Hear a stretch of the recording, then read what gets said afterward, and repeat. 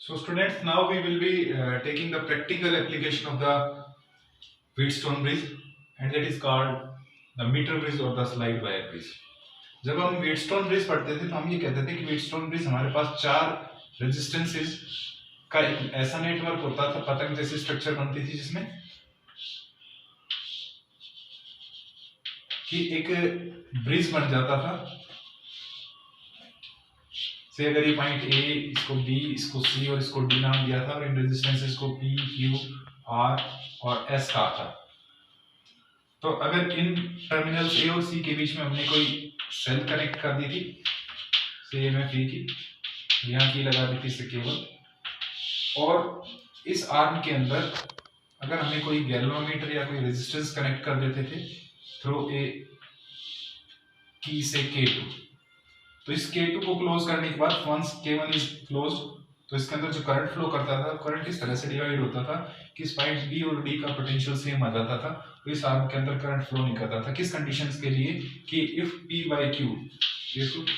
by Q is equal to R by S, then Ig equal to 0, means potential of B equal to potential of D। ये इसका vice versa था। अगर ये statement है तो C2 होता था, ये स्टेटमेंट है A2। अब इस व्हीटस्टोन ब्रिज के प्रैक्टिकल एप्लीकेशन है वो हमारे पास कहलाती है metre bridge. So slide wire bridge और metre bridge is the practical application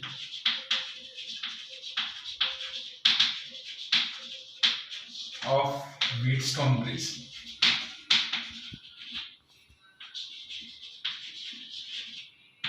और क्या करते हैं इससे? किसी अननोन रेजिस्टेंस की वैल्यू को एक्यूरेटली कैलकुलेट करते हैं, क्योंकि ये नल मेथड के ऊपर बेस्ड है। यूज्ड टू एस्टिमेट और calculate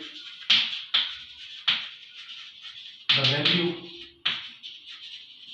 of an unknown resistance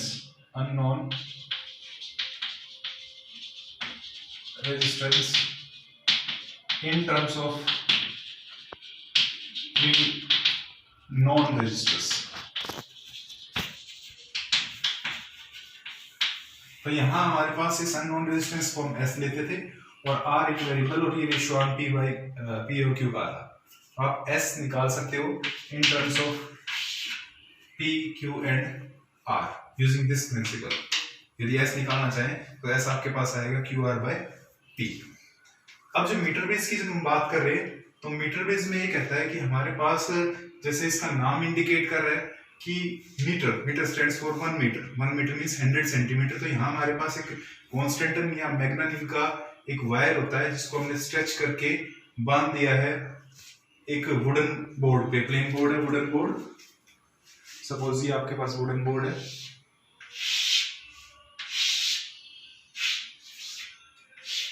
और इस वुडन बोर्ड पे हमने दो एंड्स के ऊपर बाइंडिंग स्क्रू लेकर के एक वायर स्ट्रेच करके बांध दिया है। सही, ये आपके पास वायर है।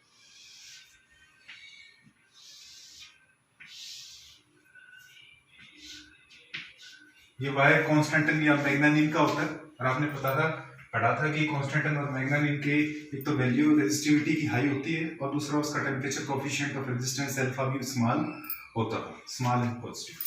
तो इसलिए हम इसको यूज करते हैं। यहाँ पे कॉन्स्टेंट या मैग्नेटिक की 1 मीटर की वायर है, 1 मीटर वायर ऑफ कॉन्स्टेंटन और मैग्नेटिक। और इसके वायर के एडजेसेंट एक 1 मीटर के आप मीटर स्केल लगा देते हैं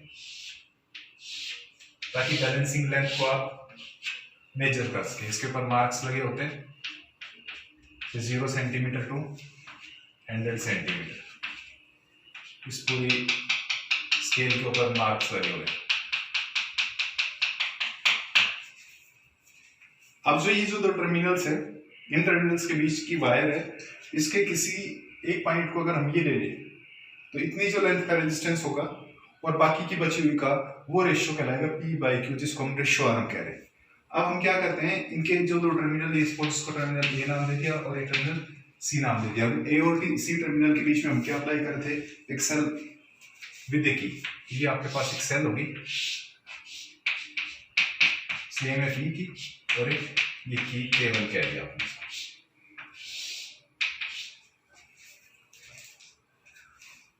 बाकी के जो दो रेजिस्टेंसेस को लगाने के लिए हम यहाँ वाइड कॉपर स्ट्रिप्स या मेटेलिक स्ट्रिप्स लेंगे। वाइड लेने का मीनिंग ये है कि उनका एरिया ऑफ क्रॉस सेक्शन जब ज्यादा होगा तो रेजिस्टेंस कम, क्योंकि R इज इक्वल टू होता है rho L by A. Material की नेचर तो हमने फिक्स कर दी, जिस मेटेरियल के ले रहे कॉपर की स्ट्रिप ले रहे, तो उसका जब एरिया ऑफ क्रॉस सेक्शन हम बढ़ाएंगे तो उसका रेजिस्टेंस क्या हो जाएगा, कम। इस वाइड स्ट्रिप यूज करेंगे, वाइड कॉपर स्ट्रिप्स, ताकि रेजिस्टेंस कम होगा तो उसके अक्रॉस जो पोटेंशियल का ड्रॉप है वो क्या होगा, least potential drop. V is equal to IR होता है, तो लीस्ट पोटेंशियल ड्रॉप अकर करें। वाइड कॉपर की स्ट्रिप्स हमने L शेप के अंदर ले ली, एक L शेप की होगी, इसका area of cross section wide हमने लिया एज कंपेयर टू वायर, तो एरिया जब ज्यादा होगा तो रेजिस्टेंस कम और पोटेंशियल जो अप्लाई किया वो इनके अक्रॉस लीस्ट पोटेंशियल ड्रॉप होगा, मींस डायरेक्ट कन्वे होने की। दूसरा, इस एंड के ऊपर भी एल शेप की आपने ले ली,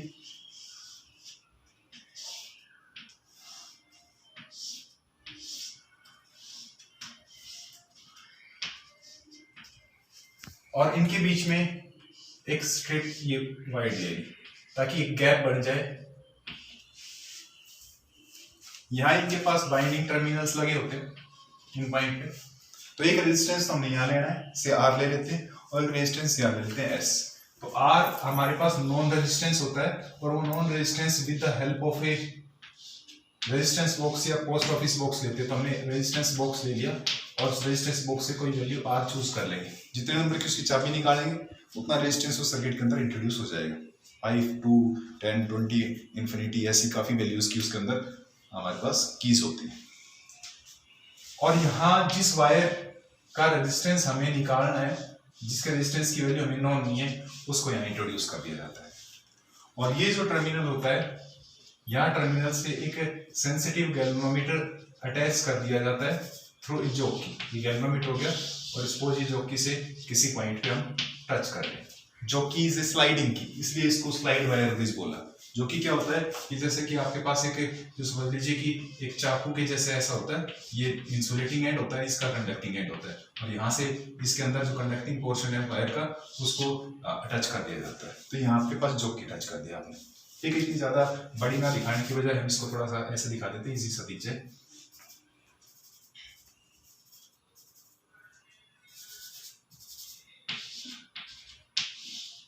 से किसी एंड के ऊपर हमें टच कर दिया जे। तो सबसे पहले हम क्या करेंगे कि फर्स्ट की को केबल को क्लोज करेंगे ताकि इसके अंदर करंट फ्लो करे, और इन रेजिस्टेंसेस में एक रेजिस्टेंस ये बन जाएगा, आप P बोलते हैं इसको, और इस जो बाकी जो 100 माइनस L लेंथ, ये L लेंथ है, तो बाकी की जो बच जाएगी that will be 100 minus L, और उस रेजिस्टेंस को हमने नाम दे दिया से Q। और बैलेंस ब्रिज के लिए कंडीशन होगी P by Q is equal to R by S। इसको हम इधर की तरफ लगा दे तो भी कोई फर्क नहीं पड़ता, या फिर अगर किसी ने ब्रिज बैलेंस्ड है और इस गैल्वेनोमीटर को उठा करके यहाँ लगा दे, और इस की को सॉरी सेल को उठा करके यहाँ लगा दे, मींस इन दोनों को इंटरचेंज कर देते तो भी बैलेंस ब्रिज की कंडीशन पे कोई फर्क नहीं पड़ता है। मींस कहने का मीनिंग ये हुआ कि ये अगर आपने ऐसा कर दिया, हम क्वेश्चंस पे डिस्कस करेंगे, यहाँ पे आपने सेल कनेक्ट कर दी थ्रू की, और यहाँ पे आपने लगा दिया गैल्वेनोमीटर, और ब्रिज बैलेंस था, तो अब भी इस केस में भी ब्रिज क्या रहेगा, बैलेंस भी रहेगा, ठीक है। तो अब आपने क्या कहा कि पहले हमने इस चीज को क्लोज किया ताकि इसके अंदर कुछ करंट फ्लो किया, और करंट फ्लो करेगा तो कुछ पोटेंशियल होगा इस वायर के अक्रॉस, और अगर इस पॉइंट को हमने नाम दे दिया था सपोज D, और इसको कह दिया मैंने B, तो यहाँ का कुछ पोटेंशियल होगा, कुछ एंड इस एंड का पोटेंशियल होगा, और इस तरह से होगा कि दोनों D और B का पोटेंशियल क्या आ जाएगा, सेम हो जाएगा, और पोटेंशियल B और D का जब सेम होगा तो करंट फ्लो गैल्वेनोमीटर क्या आता है, 0 आता है। तो आपने कहा था कि फॉर बैलेंस कंडीशन, अगर मान लो हमारा बैलेंसिंग पॉइंट J पे ऑब्टेन हुआ, means if Aj is equal to L, then जो बाकी की जो पोर्शन लेंथ बचेगी JC, वो आपके पास 100 माइनस L होगी, ठीक है। और हमने कहा कि अगर इस वायर की 1 सेंटीमीटर लेंथ का मींस यूनिट सेंटीमीटर का यूनिट लेंथ का रेजिस्टेंस हमें पता है, तो L सेंटीमीटर कितना आएगा L इंटू आर, और 100 माइनस L का कितना होगा 100 minus L into R. If and small r is the resistance per unit length of wire, wire की यूनिट लेंथ का रेजिस्टेंस r है, तो L लेंथ का कितना होगा, देन P जो P रेजिस्टेंस होगा that will be L into R, and Q resistance है that will be 100 minus L into R। तो P और Q की वैल्यू हमें पता है, तो आप अगर इस R की एक वैल्यू प्रॉपर वैल्यू इस तरह से निकालिए, take out value of R such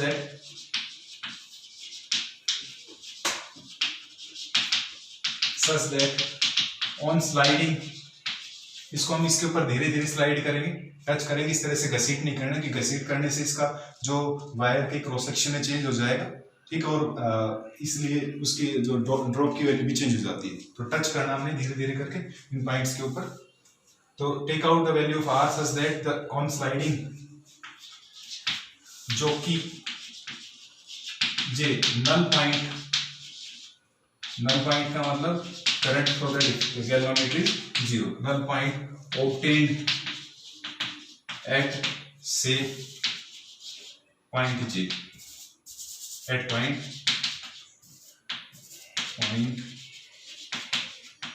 J point के ऊपर ऑब्टेन हो गया, ताकि रेजिस्टेंस इसका हो गया एल आर और इसका हो गया 100 माइनस एल इंटू आर। ये रेजिस्टेंस आर हो गया और ये एस। एस हमारे पास कैसा रेजिस्टेंस है, जो अननोन रेजिस्टेंस है, जिसकी वैल्यू हमने क्या करनी है, कैलकुलेट करनी है। तो आपने कहा कि for balance bridge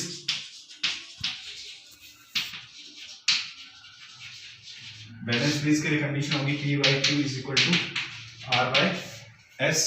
so P तो आपका कितना है, दैट इज एल आर, और Q कितना है 100 minus L into R by S. Small R से स्मॉल आर कैंसिल होगा, तो S हमने अगर निकालना है, दैट S विल बी इधर क्रॉस होकर क्या जाएगी, टर्म इधर क्रॉस होगी, that will be 100 minus L into R और divided by L.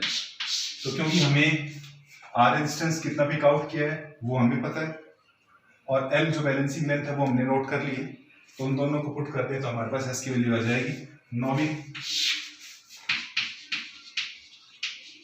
The value of R and L, S can be calculated. S हमारे पास कैलकुलेट हो सकता है। और अगर सपोज ये आपको एक वायर दे रखा था सिलिंड्रिकल क्रॉस सेक्शन का, ठीक है, मैंने थोड़ा सा एनहेंस करके इसको दिखाया, एम्पलीफाई करके, कि वायर था और इसकी रेजिस्टिविटी पूछे, या रेजिस्टिविटी या स्पेसिफिक रेजिस्टेंस, रेजिस्टिविटी कह दो या कह दो स्पेसिफिक रेजिस्टेंस, और रेजिस्टेंस इसका आप निकाल चुके, रेजिस्टेंस आप इसका निकाल चुके हो, कितना है S। तो आपके पास रेजिस्टेंस किसी भी मटेरियल का कितना होता है, रो L बाई A। तो अगर हम ये कहें कि इस वायर का जो डायमीटर अगर D है, तो डायमीटर D है तो रेडियस कितनी होगी, that will be half of the diameter D by 2, और एरिया ऑफ क्रॉस सेक्शन कितना होता है पाई आर स्क्वायर। तो यहाँ से हम अगर रेजिस्टिविटी निकालना चाहते हैं, रेजिस्टिविटी कितनी आएगी, that will rho is equal to R A divided by L. तो आर कितना यूज किया जाएगा उसका, जो हमने निकाल लिया कितना एस, और a area of cross section, और एरिया ऑफ क्रॉस सेक्शन कितना आएगा पाई आर स्क्वायर और divided by L. Pi R का मतलब कितना डी बाई 2, तो डी बाई 2 का स्क्वायर करोगे तो कितना हो जाएगा डी स्क्वायर बाई 4 और डिवाइडेड बाय एल। तो आपके पास रेजिस्टिविटी की वैल्यू आ सकती है, और रेजिस्टिविटी की वैल्यू कितनी आएगी, ये बड़ा फार्मूला मींस रेजिस्टिविटी भी निकाल सकते हैं। अगर रेजिस्टेंस आ गया है तो रेजिस्टिविटी निकल जाएगी कितनी, जो नॉन रेजिस्टेंस निकाला आपने एस, सॉरी नॉन रेजिस्टेंस, और पाई डी स्क्वायर और डिवाइडेड बाय 4L। तो हम रेजिस्टिविटी भी निकाल सकते हैं, स्पेसिफिक रेजिस्टेंस की भी कैलकुलेट कर सकते हैं, आपके प्रैक्टिकल्स के अंदर आता है। तो पहले हम रेजिस्टेंस निकालते हैं, फिर स्क्रू गेज से इसका डायमीटर निकालते हैं, स्क्रू गेज से, और डायमीटर निकाल के रेडियस आ जाती है, उसको पुट कर देते हैं, तो हमारे पास उससे क्या आ जाती है, वायर की रेजिस्टिविटी और रेजिस्टेंस हम कैलकुलेट कर देते हैं। तो ये आपकी प्रैक्टिकल एप्लीकेशन थी जिसकी स्लाइड वायर बेस की, मीटर बेस की। अभी इसके ऊपर कुछ न्यूमेरिकल्स डिस्कस करते हैं। In this question there are 2 Wheatstone bridge मैंने पीछे भी बताया था कि अगर हम इस सेल को उखाड़ करके इस गैल्वेनोमीटर की जगह गैल्वेनोमीटर को उखाड़ करके सेल की जगह लगा दें तब भी ब्रिज व्हीटस्टोन ब्रिज ही रहता है, बैलेंस था तो बैलेंस्ड ही रहता है। अब आपको क्या कहा इस क्वेश्चन के अंदर कि एक ब्रिज है और इसके अंदर 4R1, 6 और 9 ओम रेजिस्टेंस कनेक्टेड है, ये गैल्वेनोमीटर 60 ओम का है और कहता है कि in each of these two circuits जो भी गैल्वेनोमीटर कनेक्ट कर रखे हैं उन गैल्वेनोमीटर की जो रीडिंग है वो नल के ऊपर आती है, मींस डिफ्लेक्शन कितना आता है, 0 आता है। और डिफ्लेक्शन थ्रू द गैल्वेनोमीटर अगर 0 नल तो वो बैलेंस पॉइंट पे ऑब्टेन होगा। तो कहता है कि इस रेजिस्टेंस R1 और R2 का जो रेशियो होगा वो निकालें।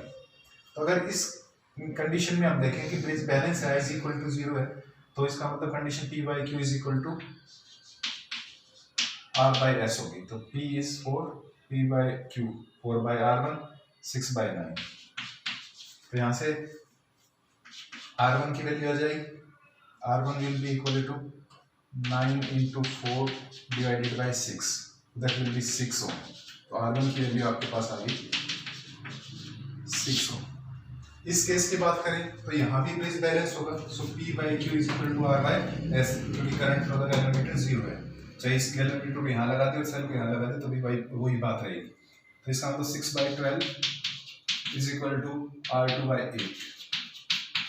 यहाँ से R2 की वैल्यू आ जाएगी आपके पास 8 into 6 divided by 12, ये आपके 12×48 4 ओम आ जाएगा R2। और हमें निकालना है R1 और R2 का ratio, find the ratio of R1 and R2 means R1 divided by R2, वो कितना होगा, it will be 6 by 4, 2 2 4 2 3 6। So R1 is to R2 आपके पास आ गया 3 is to 2, ये रेशियो है हमारे पास। अब हम बात करते हैं मीटर ब्रिज की। तो मीटर ब्रिज में जो अननोन रेजिस्टेंस निकालने के लिए जो फार्मूला यूज किया जाता है वो यूज किया जाता है S is equal to 100 minus L into R by L, और जो balancing condition P by Q is equal to R by S होता है। तो अगर आपको एक इस एंड से अगर बैलेंसिंग लेंथ पता है तो बाकी की जो लेंथ है वो अगर ये 60 है तो ये 40 बच जाएगी, ये सपोज 30 है तो वो 70 बच जाएगी। तो ये आपको L और 100 माइनस L दोनों में हो जाती है। तो आपके क्वेश्चन में ये कहा गया कि हमारे पास इस एंड ए से जो बैलेंसिंग लेंथ है वो मिली हमें 60 सेंटीमीटर फ्रॉम एंड ए, ठीक है। और अगर हम कब यूज किए जब हमने R और S यूज कर रहे थे, कहता है कि आपके पास अगर R तो एचएस रहने दिया और S के साथ एक सीरीज में 5 ओम और जोड़ दिया, 5 ohm in series with S, means series में रेजिस्टेंस क्या होता है R1 प्लस R2, सो 5 प्लस S हो जाएगा। देन जो बैलेंसिंग लेंथ है से L1 कह दीजिए या L डैश कह दीजिए, वो आपके पास 50 सेंटीमीटर पे आ जाती है, 50 सेंटीमीटर। तो कहता है फाइंड R एंड S। किसी दूसरे क्वेश्चन में ऐसे कहा जाएगा कि हम इस S के साथ सीरीज में जोड़ने के बजाय इसके साथ कुछ पैरेलल में जोड़ दिया, सपोज 12 ओम का, और फिर बैलेंस पॉइंट आपका शिफ्ट कर दिया। तो दोनों क्वेश्चन हम डिस्कस कर लेंगे यहाँ पे। तो आप जब कह रहे हैं कि पहले R और S यूज थे तो बैलेंसिंग लेंथ थी 60, means R P by Q is equal to R by S। तो P is L R और Q is L 100 minus L into R और is equal to R by S, ये use होता है आपके पास। तो R तो आपका कट गया था, ठीक है। तो आपके पास L कितना है 60, 100 minus L 100 minus 60 that will be 40, that will be R by S। और आपके पास ये आ जाएगा R by S is equal to 60 और 40 का रेशियो आपके पास that is 3 by 2। ये इक्वेशन नंबर फर्स्ट मान ली। अब हमने क्या किया कि इस S के साथ एक सीरीज में कितना और जोड़ दिया, 5 ओम और जोड़ दिया। तब ये तो R1 प्लस R2 हो गए, तो S की बजाय ये कितना यूज हो गया, S डैश कितना हो गया, S प्लस 5। तो इसका मतलब ये हुआ कि सेकेंड केस में कंडीशन होगी हमारे पास R by S is equal to R by S dash, R by S dash, जबकि S डैश कितना है, S dash is equal to S plus 5 और कंडीशन होगी R by S dash is equal to कितनी length पे अब 50 centimetre. तो L 50 है तो 100 माइनस एल भी कितना हो जाएगा 50, 100 माइनस 50, 50 बाई 50 कितना हो गया 1, मींस आर इक्वल टू कितना हो जाएगा एस डैश। तो आपके पास R is equal to S dash कितना है एस प्लस 5, ठीक। और आर और एस का ये रेशियो दे रखा है आपको, तो यहाँ पे तो आर और एस के अंदर ये टर्म है R by S is equal to 3/2, तो किसी एक वैल्यू को इसके अंदर पुट कर दीजिए, ठीक है। तो दूसरी वैल्यू आप कैलकुलेट कर सकते हैं, देखिए कैसे करते हैं हम इसमें। सो ये r बाय s डैश आपके पास 1 आया था, so r equal to s dash, और s डैश की वैल्यू आपके पास s प्लस 5 से इक्वेशन नंबर सेकंड। इसमें r की वैल्यू जो आई है इसके अंदर r के अंदर पुट कर देंगे r बाय s के अंदर, तो किसकी वैल्यू आ जाएगी आपके पास s की वैल्यू, ठीक है। तो आपने ये कहा r की वैल्यू उसकी s plus 5 divided by s is equal to 3/2, ठीक है। तो आप इसको क्रॉस मल्टीप्लाई करेंगे तो s plus 5 is equal to r by s है ना, ये दैट इज 5s, ये भी s है आपके पास, तो दैट इक्वल टू 3s, और ये आपके पास था 2 से मल्टीप्लाई हुआ 2s प्लस 10, क्रॉस मल्टीप्लाई कर दिया हमने, तो इधर की तरफ तो हो गया 3s और ये हो गया 2s प्लस 10, ठीक है। तो ये आपके पास आ गया 10 is equal to 3s minus 2s, तो s की वैल्यू आपके पास आ गई 10, तो s आपके पास आ गया कितना 10 ओम, ठीक है। और हमारे पास r बाय s कितना है 3/2, या इसके अंदर रख दीजिए r निकालना हो तो also r is equal to s plus 5, तो s है 10, 10 प्लस 5 15, तो इसका मतलब आपके पास दोनों वैल्यू आ गई r की भी और s की भी। सो सेकंड केस में हमने क्या करना है कि पहले r और s जब यूज हुए थे तो बैलेंसिंग लेंथ दे रखी थी आपको 40 centimetre from end A, when r and s are used. जब r और s यूज किए तो बैलेंसिंग लेंथ थी जो आपकी 40 सेंटीमीटर पे थी फ्रॉम एंड ए। अब इन्होंने क्या किया कि s को चेंज कर दिया, कैसे कि इस s के पैरेलल में एक रेजिस्टेंस और लगा दिया 12 ओम का, मींस एक ये रेजिस्टेंस बन गया इन दोनों का पैरेलल कॉम्बिनेशन, जिसको S कह दिया। और पैरेलल कॉम्बिनेशन कैसे निकालते हैं हम, R1 R2 12S, R1 plus R2 12 plus S। तो कहता है जब पैरेलल में 12 ओम कनेक्ट कर दिया जाता है when S is with 12 ohm in parallel with it,